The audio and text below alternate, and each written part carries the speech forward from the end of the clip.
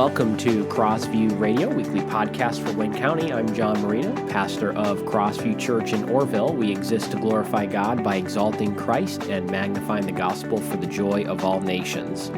Well, I have been asked to devote a podcast episode to the recent news from Joshua Harris.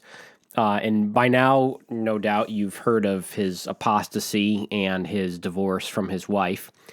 But before I address this, I want to let you know maybe why I'm a little late to the party on this. Generally speaking, I haven't addressed these sorts of cultural Christian issues immediately or even at all for a couple of reasons. One of the hallmarks of our culture today is the fact that everybody is expected to have an immediate opinion on everything. The moment that something is announced, podcasts and blogs and sermons are dedicated to explaining, what's going on. And oftentimes things are said that perhaps there wasn't enough information and things need to be redacted or things should be redacted and they're not. We live in a Twitter age where everything is instantaneous and we're supposed to have an opinion immediately. And sometimes situations do warrant an immediate reaction. Sometimes I wonder, though, why we can't let stories develop a bit more before commenting on them so that we have more information. I would venture to say that most of the things that were breaking news a year ago, most of us don't remember those things anymore because something is breaking news for a matter of minutes sometimes. Before that's surpassed by something after that. And we're always kind of on this high octane, just one thing to the next. And so I think perhaps it would be helpful if sometimes we let stories kind of percolate for a bit before we comment on them. That's just kind of why I generally don't respond to things immediately. Sometimes I do, but sometimes, or most of the time, I don't. And the other thing too is, I wonder why we need to always have an opinion, especially immediate opinion on every single issue. Things are not always what they appear, and just a recent example of this is, and now here I am commenting on something in the moment, but the whole Benny Hinn thing going on right now. Some of you have probably seen that. Maybe some of you haven't. A few days ago, Benny Hinn came out with a video where he said that he's done with the prosperity preaching. And of course, everyone reacts to that. And then the next day, his ministry posts a prosperity video saying, give $1,000, $100, whatever it was, and you'll be free from debt and this kind of thing. And so everyone reacts to that. Oh, he hasn't repented. And then the next day, he has another video that says, oh, sorry about that. That was an old recording that was accidentally posted on the website. And so now everyone, of course, immediately reacts to that. And then after that, he's a guest speaker on a podcast, which I did listen to, by the way, about a 25-minute podcast with Stephen Strang, I think is the guy's name. And Benny Hinn says that he stands by his confession that he's changing his theology. And of course, we all react to that. I kind of, I feel better before I certainly make a definite response to those kinds of things is just letting them sit for a little while. Before we formulate a full opinion. In the podcast episode, what was unclear to me, because there were a few times where Benny Hinn said something to the effect of, we've taken the prosperity gospel too far. And it was unclear to me whether he was recanting all of it or whether he was just saying we need to tone it down a little bit. And he was still standing by the general message. All I'm saying is these things are oftentimes unclear at the beginning, and so I'm content just waiting and letting them kind of work themselves out. Of course, I do have an opinion right now at the beginning, based on what I've seen, but I also want to give time to see what will happen. And I mean, as a side note, his nephew Costihan has demonstrated that spirit. He, in fact, I shared his post where he was grateful for his uncle's confession, but then he said something to the effect of, "We're hoping that this generates some genuine repentance," and of course, that's what we're looking for. So we'll let that story develop and see how it turns out.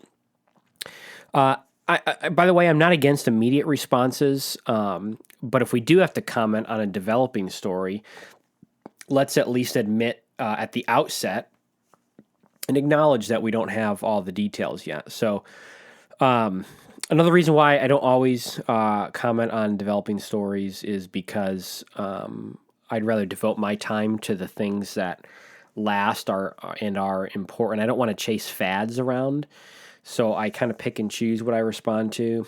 And I do think today's topic is worth looking at, and it is helpful to look at these things to see how culture intersects Christianity. But I think just maybe some wisdom in how we do that. So here we go. We're talking about Josh Harris, and that's kind of what I wanted to talk about today. But I actually read the book I Kissed Dating Goodbye when I was a teenager. And I'm not giving a review of the book, but a couple of observations. It has been a few years since I've read the book, obviously. But the main premise of the book, as I recall, was that Christians should reject recreational dating. And with that premise, that statement right there, I agree. I saw this in public school all the time. Dating was viewed as an end in itself, and it was inherently selfish. What can I get out of this relationship? There was no direction. There were no guards put up to prevent fornication and lust from having their way. So with that statement, at least that one premise, that one idea, I stand with the book in that regard and say that was right. The book, however, did have some Pharisaical impulses, and many people walked away from that book believing that they had to do everything Josh Harris's way. And I think perhaps he could have had a clearer line between the biblical principles and his applications of those principles. And so in that regard, I think some of the things in that book do need to be thrown out, or at least clarified that, hey, this is how I'm applying this particular principle. And some of the things in the book needed to be kept. And of course, this is one of the things that we have to do as we discern different things we read. We realize that it's much more complicated oftentimes than just throw everything away or endorse everything. We have to wade through some of these things. But Josh Harris was beginning to have some doubts about his book, and eventually this culminated in a documentary which was released last year in 2018. And I did watch this documentary, by the way. It was called I Survived, I Kissed Dating Goodbye. And the documentary does correctly address some of the problems in the book. I do think that it went too far in some areas.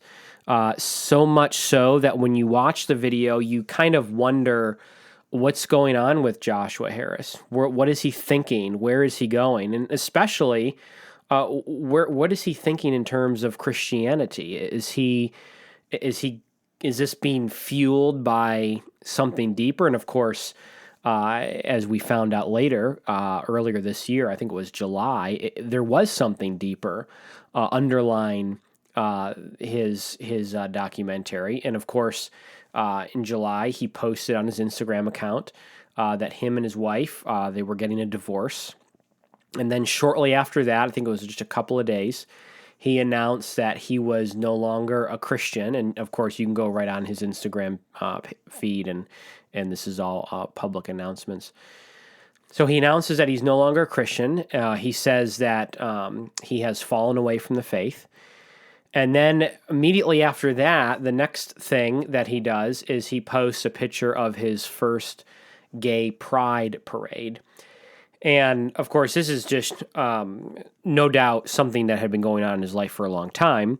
But from the outside, it's a pretty rapid fall from one thing to the next. And this is, of course, nothing short of a complete abandonment of Christianity. This is a Romans 1 type situation where you're giving up, God's giving you up to greater and greater degrees of depravity. It reveals that Joshua Harris was never a Christian in the first place. 1 John 2 makes that clear. Verses 19 through 20 says, "They went out from us, but they were not of us. For if they had been of us, they would have continued with us. But they went out that it might become plain that they all are not of us." And of course, that passage reminds us that when someone falls away from the faith like this, it reveals to us not that they were a Christian and then forsook that, but that they were not a Christian the entire time. They really were never of us, from us to begin with. This actually, a little side note here, this is why I commend that you read dead authors. Those who are alive have much to contribute. I'm not saying that they don't, but dead authors, and I think of the Reformers, I think of the Puritans, they have, there's an advantage when we read their works. And the advantage is that we have had the privilege, an opportunity to see the full course of their lives. There's something to be said about the teaching of a person that has sustained him or her throughout their entire lives.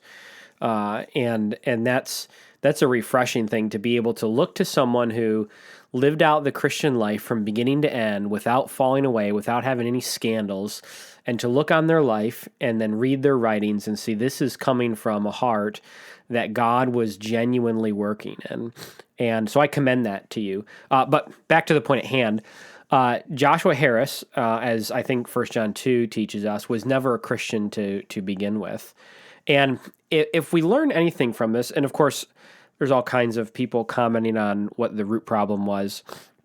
But I think just one thought that I had, and it's not unique to me, of course, but is that we need to be cautious to put someone, especially someone young, in the spotlight.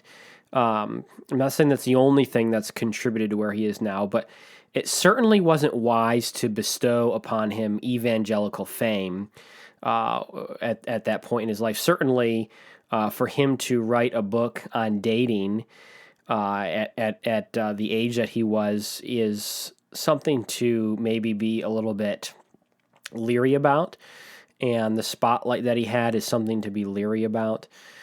Doug Wilson's comments are, I think, revealing at this point, and I'm just going to play a brief section from his podcast, of course, called The Plodcast, and hear what he has to say. But it's not as though this whole thing was a total blindside. The one thing, so Josh Harris's career has been made out of, shaped by kissing things goodbye. He kissed dating goodbye. He kissed his wife goodbye. He kissed his Christianity goodbye. He kissed his commitment to the biblical sexual norms goodbye.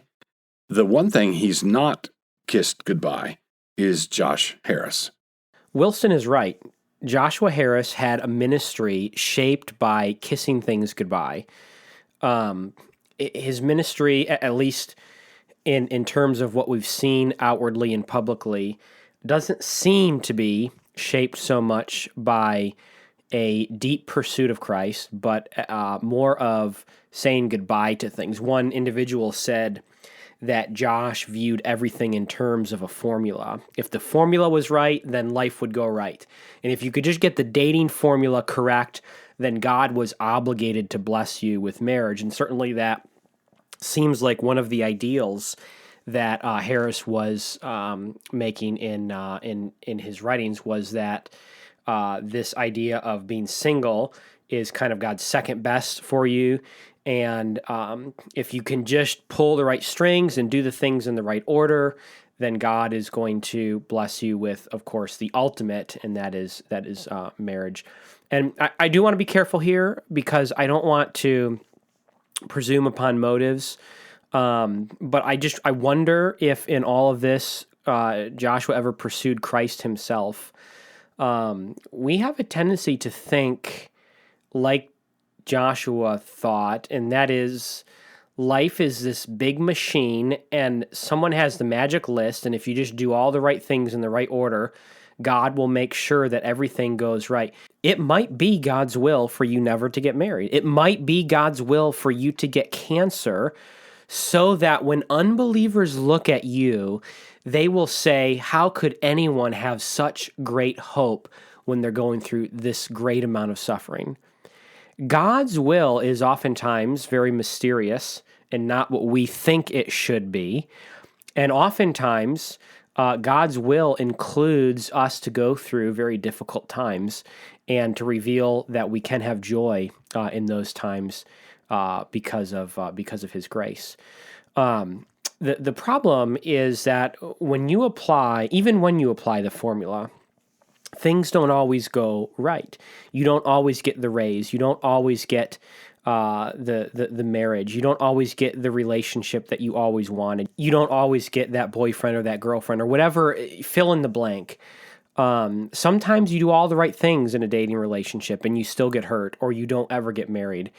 And that's what we've got to remember, is that we can't manipulate God into doing things that we want. That's legalism. And the thought that if I just do the right things, God will be happy with me and He'll be obligated to bless me, that is a legalistic impulse. There's actually, by the way, and this is something in conservative and liberal churches too, across the board, but we tend to think of conservative churches as being free from the prosperity gospel. There is a tinge of prosperity gospel in this idea that if I just do these right things, even morally, God will bless me in this kind of a way. You can't read a book on dating and expect God to suddenly give you the marriage you've always wanted. This way of thinking is less of loving Christ for who He is and more of loving myself and what I can get from Him if I just put in the right formula. And this is exactly what, of course, Wilson pointed out. The only one that Joshua Harris has not kissed goodbye is himself. And I think that the application is clear for us. We need to love God for who He is and not for what He can get us.